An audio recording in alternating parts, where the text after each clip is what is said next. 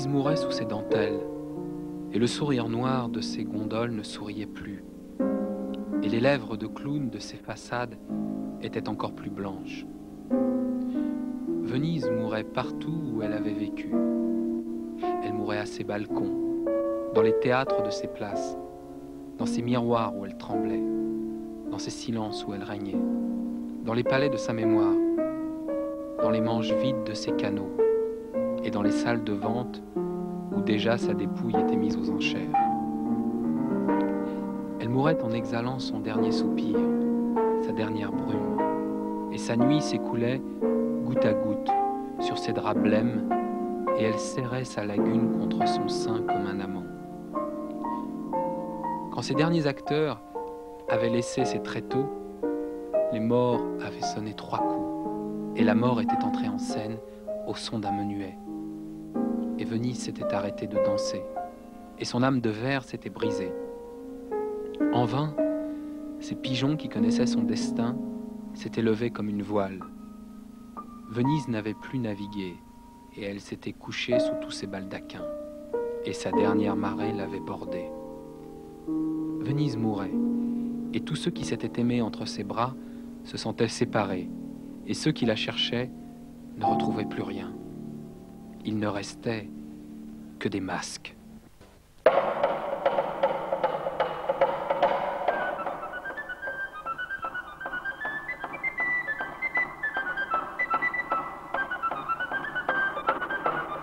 La commedia dell'arte est avant tout histoire de vie. Chaque fois, elle vit de réalités mouvantes, de provenance hétérogène, d'où naissent interminablement des dérivés, et où chaque anecdote, chaque témoignage, chaque repère affirme ou contredit une autre anecdote, un autre témoignage, un autre repère.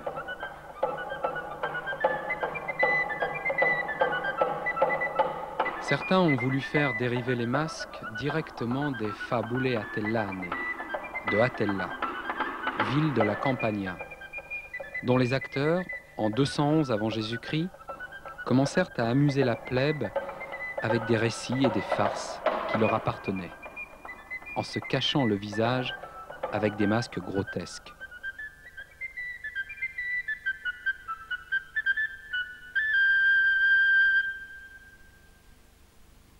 Encore plus qu'y voir une continuation et une répétition de ces types qu'on a conservés dans le Moyen-Âge, il faut croire que ces masques se développèrent spontanément pendant la Renaissance, puisque ces figures sont l'expression vive et sincère des éternelles péripéties humaines.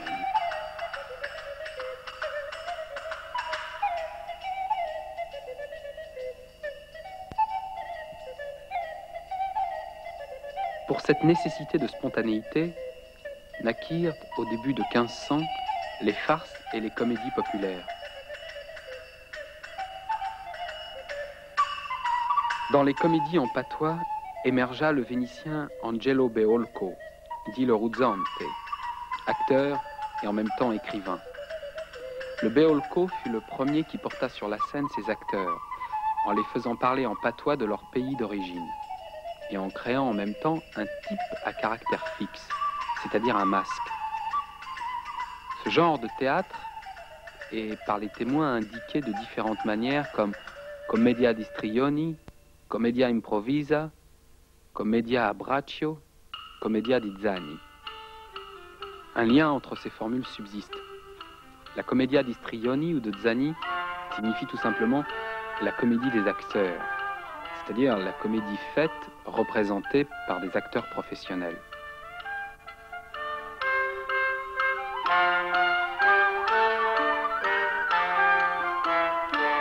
Un polygraphe très singulier de la fin du XVIe siècle, le frère romagnol Tommaso Gazzoni, nous a laissé un livre curieux, La place universelle de toutes les professions du monde, édité en 1585.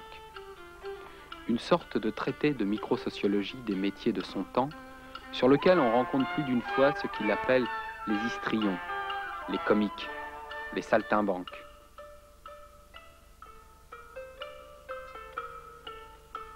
Donc, parmi les autres professions de ce temps, nous trouvons même l'art des comiques, l'art des acteurs.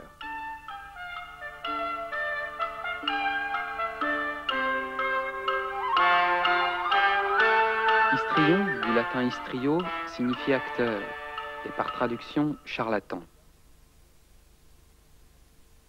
Le théâtre cultivé était pratiqué par des interprètes non professionnels, par des lettrés, par des académiciens, des courtisans ou des gentilshommes.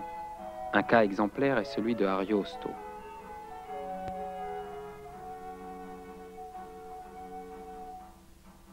Le théâtre était l'église, la rue, la cour de la maison, le jardin, le salon, la place. Une conception avant tout mentale, un espace de la fantaisie. Nous pourrions dire que le théâtre des acteurs, en s'opposant à celui des hommes de lettres, était essentiellement la redécouverte des lois de la vitalité, de l'agilité et de la simplicité qui constituent le théâtre authentique.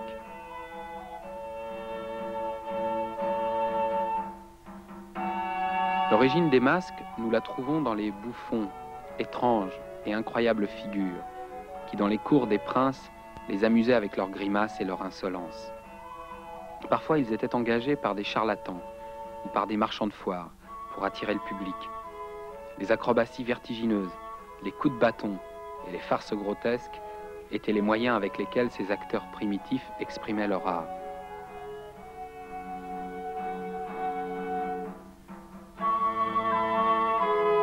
Ce sont eux, les pères de Zani, qui engendreront les Arlequins, les Brighella, les Polichinelles. Les Zani étaient originaires de la vallée de Bergame et représentaient la caricature du paysan très pauvre et ignorant. Ils parlaient le patois d'origine. Ils portaient un demi-masque et en général, ils avaient une barbe. Les Zani, indispensables pour chaque action scénique, étaient deux et représentaient les serviteurs. Ainsi naquirent Brighella, le premier Zani, et Arlequin, le deuxième Zani. Ensuite naquirent deux autres personnages, les vieux de la commedia, c'est-à-dire Pantalone, le gentilhomme vénitien, et le pédant docteur Palozzone.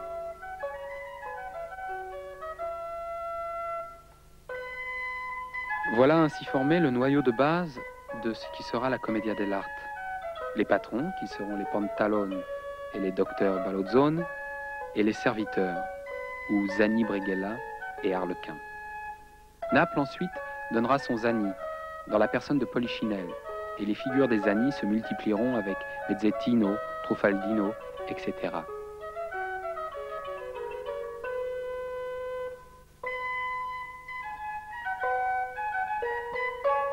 Le capitaine paraîtra ensuite, imitation du Miles Gloriosus de la comédie latine.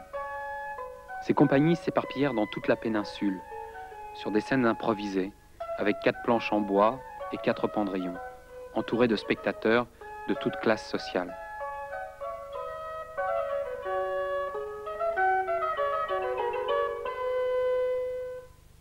Ensuite, le perfectionnement de la machinerie de théâtre conduira aux merveilles des scénographies du XVIIIe siècle. La Commedia dell'arte, dans son parcours glorieux entre la fin du XVIe et du XVIIe, est un spectacle varié et complet. Un théâtre auquel il fallait le maximum de vivacité, d'invention, de promptitude.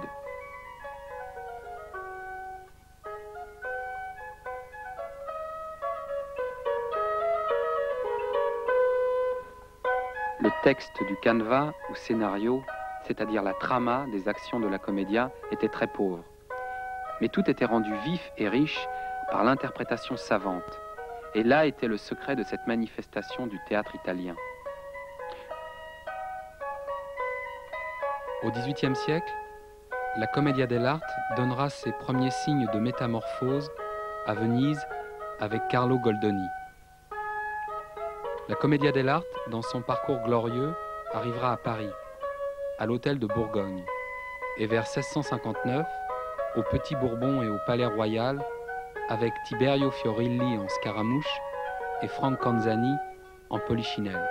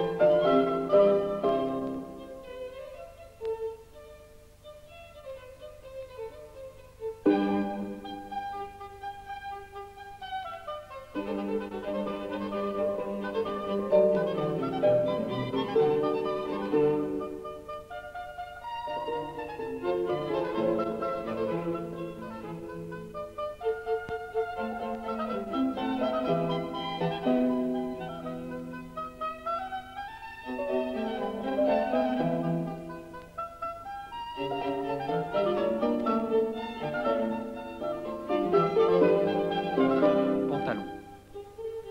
Tout habillée en rouge, c'est une vieille limace qui bave de désir pour un beau papillon.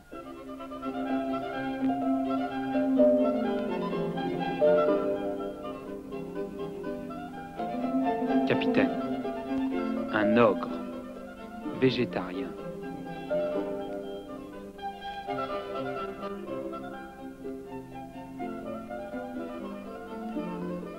Arlequin. Un diable peint sur un vitrail.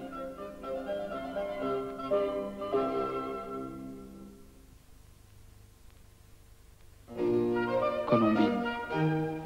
Une colombe qui a becs et ongles, mais s'attendrit quand on roucoule.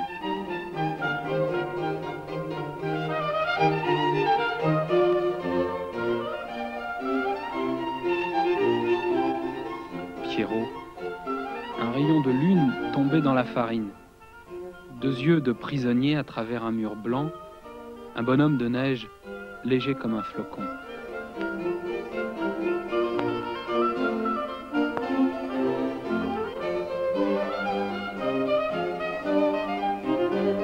Brighella, le renard de la fable, doublé d'un musicien. À l'aide de sa guitare, il fait chanter Maître Corbeau.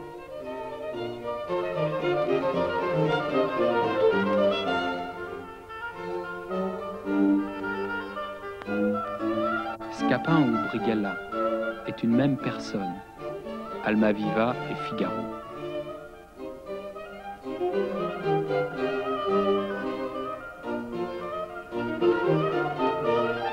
Pulcinella, c'est le croisement d'une puce et d'un chapon.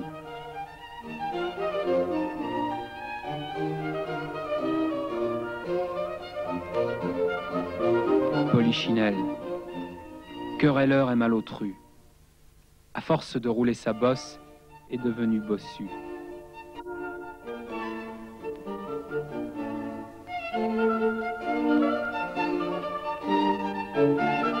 Balanzone, bolognais ignorant et pédant. Il parle un latin de cuisine et il en met partout, comme du parmesan.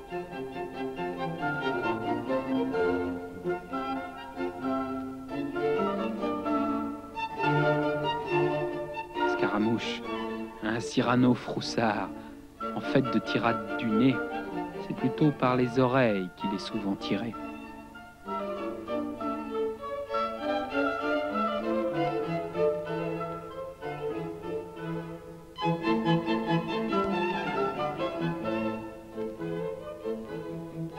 Vous dites que je porte un masque? Eh bien, vous vous trompez. Ce masque n'en est pas un. C'est une feuille qui s'est posée sur moi pendant que je dormais. C'est un lambeau de chair que l'on m'a greffé le jour où je suis tombé sur le nez. C'est un organe qui me fait vivre, une aile qui me fait voler. C'est mon point de rupture, mais c'est aussi la soudure qui tient, unit tous mes morceaux. C'est un papillon de nuit, endormi sur ma lampe, un chat qui miaule lorsque je m'enrhume, une tache, comme on en voit sur la lune. Ce cuir avec 2 trous, mais c'est ma vue perçante. C'est le radar qui me fait éviter les embûches et le sceau que le diable a laissé sur ma peau. Et vous l'appelez un masque? Ce n'est pas assez, et c'est trop.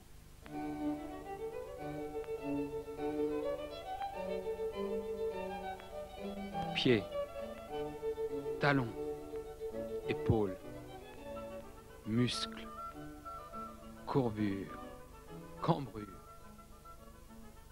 Un pied en l'air, nez, pied de nez, masque, pantalon, arlequin. J'ai vu un matin arriver les comédiens au bout de sa main.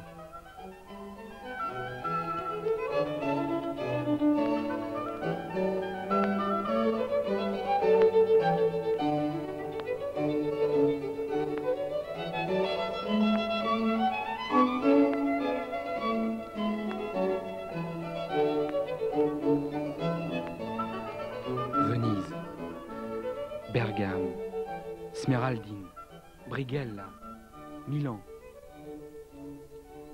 Dolores Puto, sa main plus vive que le vent, Commedia dell'arte.